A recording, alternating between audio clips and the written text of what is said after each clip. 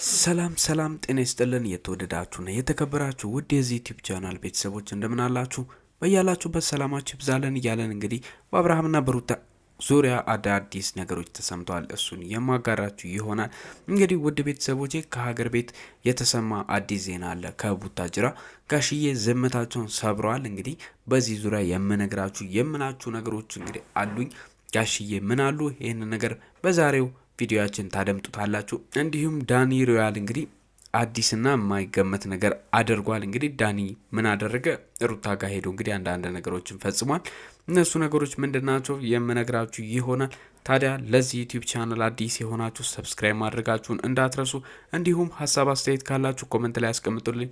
ይህንን ቪዲዮ እስከ መጨረሻው ተከታተሉት። እንግዲህ ውድ ቤተሰቦቼ ሰሞኑን እየተመለከታችሁት እንዳለው እንግዲህ አብርሃምና ሩታ አንዴ መስማማት አንዴ አለመስማማት እያደረጉ እንጂ ሰውንም እያወዛገቡ ለራሳቸውም እንኳን በማይገባቸው ሁኔታ አንዱ ለማኝ አንዱ ተለማኝ እየሆኑ ያሉበት ሁኔታ ይታያል። እንግዲህ ከዚህ በፊት እንደምታውቁት አብርሃም በጣም በተደጋጋሚ ሩታ ጋር ለመሄድና ሌሎች ሰዎች በዛ ቤት ውስጥ እንዳይገኙ ሩታና እሷ ቤትም ልኑር ብሎ እስከ መጠየቅ እንደደረሰ ታውቃላችሁ። ሩታ ይህንን ነገር እንደማትፈልግና አብርሃም ወደ ህይወቷ ዳግም ተመልሶ የመግባት እድል እንኳን እንዲኖረው እንደማትፈልግ በተደጋጋሚ ስታሳየው ስታመላክተው ቆይታለች። በተለይ ሰሞኑን ደግሞ ደስታም ሆነ ዳኒ ከመጡ በኋላ እንግዲህ ጭራሽ ዳኒ ከተቀላቀለ በኋላ ይህንን ነገር እንግዲህ የባሰና የከፋ ሆኗል። አብርሃም ወደ እሷ የመመለስ እድሉ ራሱ ጭራሽ የጠበበ በሚመስል ሁኔታ እንግዲህ ኮምፕሊትሊ ሁሉ ነገር እንግዲህ ውጥንቅጡ የወጣበት ሁኔታዎች ይስተዋሉ ነበረ።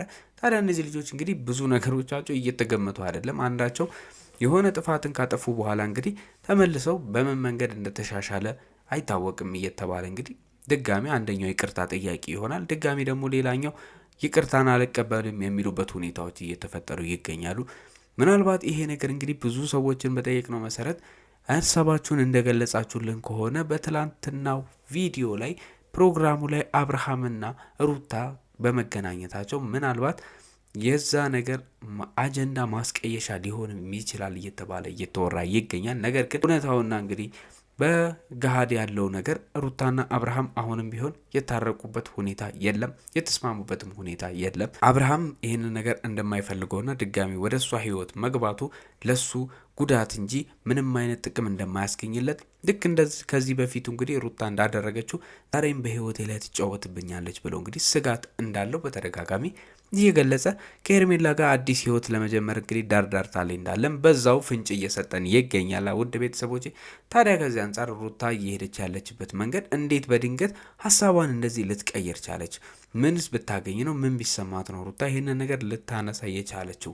ምክንያቱም ሩታ ከዚህ በፊት ከደስታ ጋር በነበረችበት ሰዓት አይን ላፈር ያለችውን አብርሃም እንደገና ደግሞ ዳኒ ሲመጣ በድጋሚ ከዳኒ ጋር እስከ መጣላት እስከ መደባደብ የደረሰውን አብርሃምን እንዴት በዚህ ደረጃ በፍጥነት እንደዚህ ወደ ባሌ መቀየር እፈልጋለሁ፣ ወደ ባሌ መሄድ እፈልጋለሁ፣ ከእሱ ጋር መኖር እፈልጋለሁ ብላ ሀሳቧን እንዴት ልትቀይር እንደቻለች እንግዲህ ለሁሉም ሰው ሚስጥራዊና ትንግርት የሆነ ነገር እንደሆነ ሁላችንም ልንረዳና እንግዲህ በገሃድ ያለ ነገር ነው።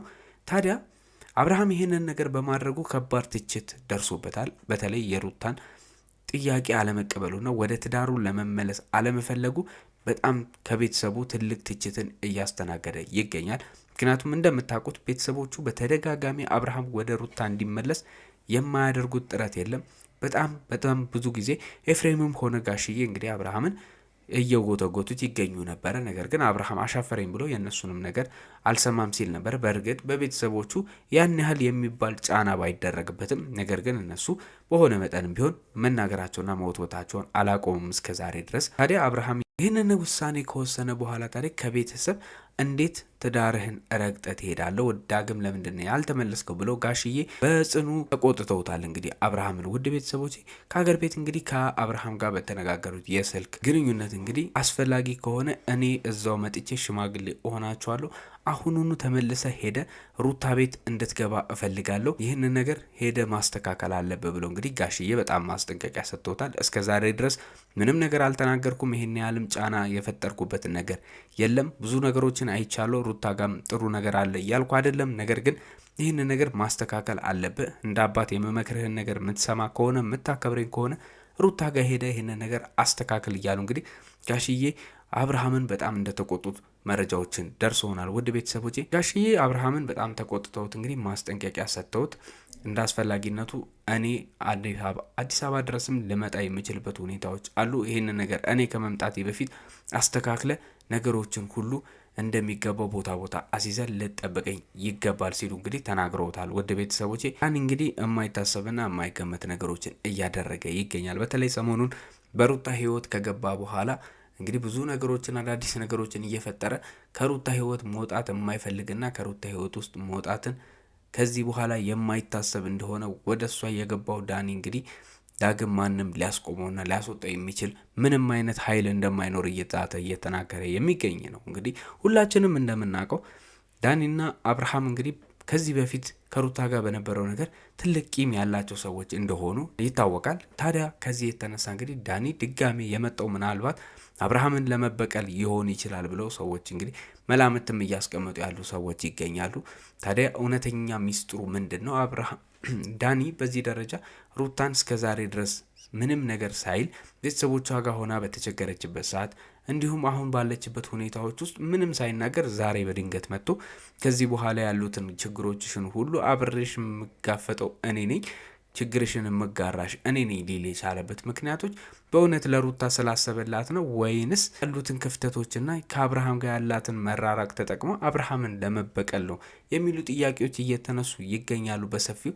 ይህ ነገር እንግዲህ የዳኒ እርምጃዎች ምንድን ናቸው? ነገም ከነገ ወዲያም ሊያረጋቸው የሚችሉ ነገሮች የበቀል እርምጃዎች ከሆኑ እንግዲህ የማይገመቱና ሁለቱ ልጆች የባሰ ሊያጣሉ የሚችሉ ጽኑ ጸብ ውስጥ ሊከቱ የሚችሉ ነገሮች ሊሆኑ ይችላሉ። ታዲያ ዳኒ በትላንትናው ዕለት እንግዲህ ምንድን ያደረገው ከዚህ በፊት እንደተናገረውና ቃል በገባው መሰረት ከሩታ ላለመራቅ የሚያስችሉትና ወደ እሷ ሊያቀርቡት የሚችሉት ብሎ ያሰበውን እንግዲህ ውሳኔዎች እየወሰነ ይገኛል። ዳኒ በትላንትናው ዕለት ሻንጣውን ጠቅልሎ እንግዲህ ሩታ ቤት ለመግባት ቀጥ ብሎ የምትኖርበት አፓርታማ ሄዷል። ውድ ቤተሰቦቼ ይሄ ነገር ሩታ አሁን ከአብርሃም ጋር ለመመለስ እያደረገች ያለችውን ምክንያቶችና ሰበቦች እንግዲህ የበለጠ ሊያሻክር የሚችል ነው። ምክንያቱም ዳኒ ሙሉ ፈቅዳለት እንግዲህ እሷ ቤት መኖር ከጀመረ ከሩታ ጋር በተለይ አብርሃም እዛ ካገኘው ምን ሊፈጠር እንደሚችል ሁላችንም የምናውቀውና ልንገምተው የምንችለው ነገር እንደሆነ ትረዳላችሁ።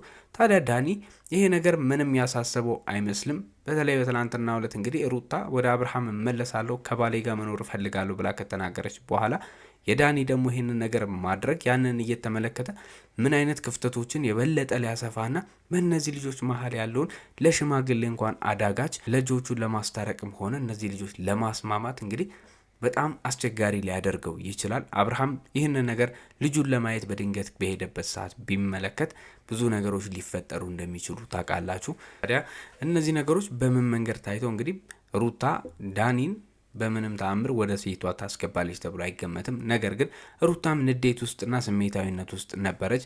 አብርሃም ይሄንን ማድረጉ ክፉኛ ስላሳዘናት እንግዲህ ዳኒን ተቀብለዋለች። ምን ያህል ጊዜ ሊቆይ ይችላል? ዳኒ በእውነትም እሷ እስከምትረጋጋ ቆይቶ ይሄዳል ወይንስ እዛው ይኖራል? የሚሉት ነገሮች እንግዲህ ለእኛም ጥያቄ የሆኑ ነገሮች ናቸው። ውድ ቤተሰቦቼ ምናልባት ግን ሩታ ከተረጋጋችና ነገሮችን ማመዛዘን ከጀመረች በኋላ ምናልባት ዳኒን ወደ ቤቱ እንዲመለስ ልታደርገው ትችላለች ብለን እንገምታለን።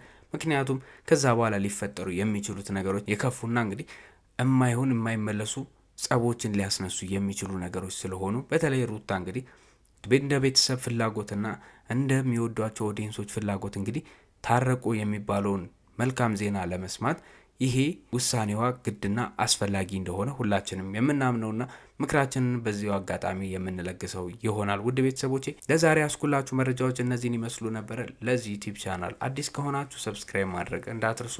እንዲሁም እንደተለመደው ሀሳብ አስተያየታችሁን ኮሜንት ላይ አስቀምጡልን። መልካም ጊዜ ይሁንላችሁ።